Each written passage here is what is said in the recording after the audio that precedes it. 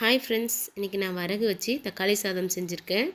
நம்ம சிறுதானியம் எல்லாம் அடிக்கடி எடுத்துக்கணும். ஏன்னா இப்போ எல்லாம் பிபி சுகர் காமன் ஆகிடுச்சு. நம்ம சிறுதானியம் எடுத்துக்கும் போது இதெல்லாம் நம்ம அவாய்ட் பண்ணலாம். ஃப்ரெண்ட்ஸ், நீங்கள் என்னோடய சேனல் ஃபஸ்ட் டைம் பார்க்குறீங்கன்னா மறக்காமல் சப்ஸ்கிரைப் பண்ணிக்கோங்க. வாங்க எப்படி செய்யறதுன்னு பார்க்கலாம். இதுக்கு வரகு எடுத்திருக்கேன். இது டிபார்ட்மெண்ட் ஸ்டோரில் எல்லாத்துலேயுமே கிடைக்கும்.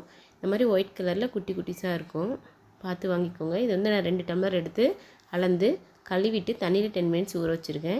நான் எந்த அளவுக்கு தண்ணி வேணுமோ அந்தளவுக்கு இப்போவே தண்ணியில் சேர்த்து ஊற வச்சுட்டேன். இப்போ குக்கரில் செய்ய ஆரம்பிச்சிடலாம். இப்போ இதுக்கு தேவையான அளவுக்கு நான் எண்ணெயை ஊற்றிக்கிறேன். இது ஒரு 4 டேபிள் ஸ்பூன் இருக்கும்.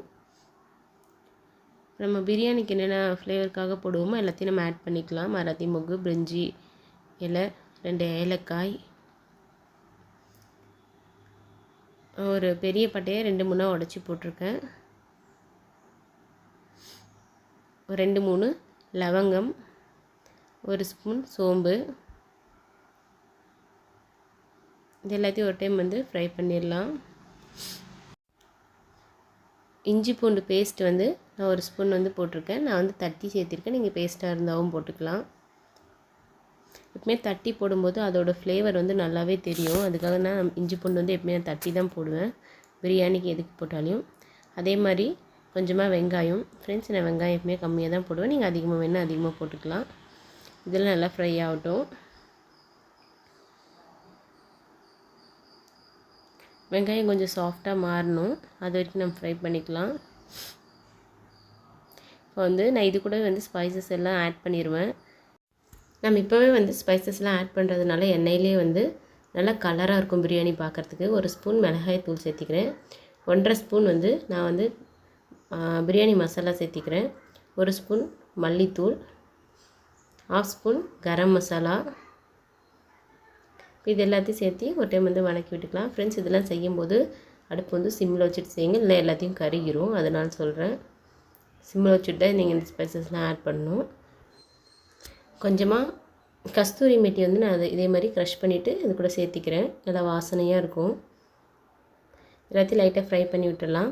இப்போ நான் 2 டம்ளர் வரகு அரிசிக்கு ஒரு 200 கிராம் 200லேருந்து 250 கிராம் தக்காளி, 1/4 கிலோ தக்காளி கட் பண்ணி வச்சுருக்கேன். இதையும் இதில் சேர்த்திக்கலாம். நல்லா பழுத்த தக்காளியாக இருக்கணும். எல்லாம் சேர்த்து நல்லா தக்காளி வணங்கட்டும். அப்போ தான் நல்லாயிருக்கும் தக்காளி சாதம். எல்லாம் கட்டி கட்டியாகவே நின்றோம். இப்போ தக்காளி சாதத்துக்கு தேவையான அளவு உப்பு சேர்த்திக்கலாம். இது எல்லாத்தையும் நல்லா தக்காளி ஃபுல்லாகவே நல்லா வதங்கிடணும். பாருங்கள், இப்போ தக்காளி நல்லா வதங்கிடுச்சு. இந்த அளவுக்கு குழஞ்சி போகிற அளவுக்கு வதங்கணும், அப்போ தான் நல்லாயிருக்கும். இதில் 1 ஸ்பூன் நெய் சேர்த்திக்கிறேன் நான். ஃப்ரெண்ட்ஸ், நீங்கள் வேணால் தயிர் கூட 1 ஸ்பூன் இப்போ சேர்த்திக்கலாம். அதே மாதிரி புதினா எல்லாம் நான் போடல, நீங்கள் வேணால் சேர்த்திக்கலாம். இது எல்லாத்தையும் நல்லா மிக்ஸ் பண்ணி விட்டுட்டு இப்போ நான் ஊற வச்சுருக்கிற வரகு அரிசி இதில் சேர்த்திக்கிறேன். ஃப்ரெண்ட்ஸ், நான் 1 டம்ளர் வரகு அரிசிக்கு எப்பயுமே ஆஸ் யூஷுவலாக ஊற்றுற மாதிரி 1க்கு 2 தண்ணி ஊற்றிருக்கேன். நீங்களும் அதே மாதிரி 1 டம்ளருக்கு 4 டம்ளர் தண்ணி ஊற்றி, 2 டம்ளர் அரிசிக்கு 4 டம்ளர் தண்ணி ஊற்றி இதில் சேர்த்திருக்கேன். நான் ஊற வச்சுருந்த தண்ணியில் அதிலே ஊற வச்சதுனால் அப்படியே சேர்த்திக்கிட்டேன். நீங்கள் தனியாக வேணால் தண்ணி ஊற்றிட்டு அதுக்கப்புறம் வரகு அரிசியை கூட போட்டுக்கலாம். இதை 3 விசில் விட்டுட்டேன். 3 விசில் விட்டு எடுத்து பார்க்கலாம். ஃப்ரெண்ட்ஸ், இப்படி தான் இருக்கும். தனியாக அரிசி தனியாக இருக்கிற மாதிரி தான் இருக்கும் நம்ம குக்கரில் வைக்கிறதுனால. இந்த டைமில் இது எல்லாத்தையும் ஒரு டைம் மிக்ஸ் பண்ணி விட்டுடலாம். நம்ம மிக்ஸ் பண்ணி விட்டுட்டு அப்படியே குக்கரை திரும்ப மூடி போட்டு ஒரு 10 மினிட்ஸ் விட்டுறணும். இது மாதிரி சாதம், ஏன்னா நம்ம சிறுதானியம் எல்லாம் நம்ம குக்கரில் அவ்வளோ சீக்கிரம் வச்சு நம்ம செய்ய முடியாது. அதனால தான் இது நல்லா மிக்ஸ் பண்ணி விட்டுடலாம். கொஞ்சம் கொல கொலன்னு இருக்கிற மாதிரி தான் இருக்கும். நம்ம இதை திரும்பவும் மூடி போட்டு ஒரு 10 மினிட்ஸ் அப்படியே விட்டுடலாம். ஆனால் அடுப்பு ஆஃபில் இருக்கணும், ஆனில் இருக்கக்கூடாது. 3 விசில்ஸ் விட்டு நம்ம ஆஃப் பண்ணிடணும் எப்பயுமே அடுப்பை. நான் சும்மாவே கலந்து விட்டு திரும்பவும் அப்படியே அந்த சூட்டோட மூடி போட்டு வச்சிடுறேன். ஒரு 10 மினிட்ஸ் கழிச்சு பார்க்கலாம். இதோட கொஞ்சம் டைட்டாக இருக்கிற மாதிரி இருக்கும். அது நல்லா புழுங்கிருக்கும் இந்த அரிசி ஃபுல்லாக, வரையே இல்லாமல்.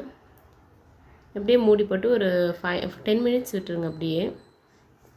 இப்போ எடுத்து பார்த்தோம்னா பாருங்கள், முன்னைக்கும் இப்போக்கும் கொஞ்சம் கெட்டியாக இருக்கிற மாதிரி இருக்குது.